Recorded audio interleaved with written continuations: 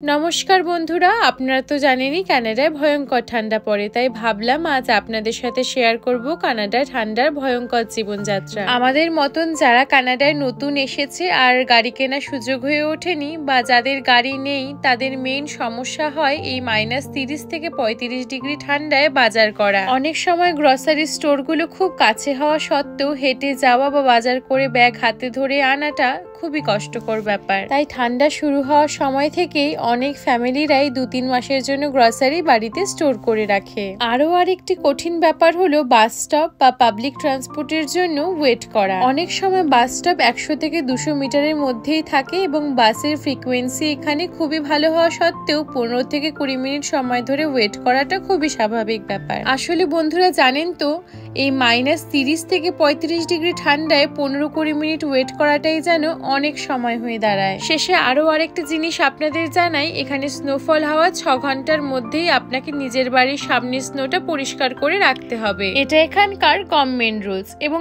আপনি যদি snow clean না করেন আর ভুলক্রমেও আপনার বাড়ির সামনে কেউ পা পিছলে পড়ে যায় আর কারোর কিছু হয়, তার কমপ্লিট রেসপন্সিবিলিটিটা কিন্তু আপনারই, আর তার সাথে সাথে আপনাকে বড়সড় একটা ফাইন ভরতে হবে। তাই বন্ধুরা, স্নো দেখতে যতটা ভালো লাগে, এই ঠান্ডায় বাইরে গিয়ে স্নো পরিষ্কার করাটা ততটাই ভয়ঙ্কর এক্সপিরিয়েন্স হয়ে দাঁড়ায়। ভিডিওটি ভালো লেগে থাকলে আমাদের পেজটিকে ফলো করতে একদমই ভুলবেন না। টাটা।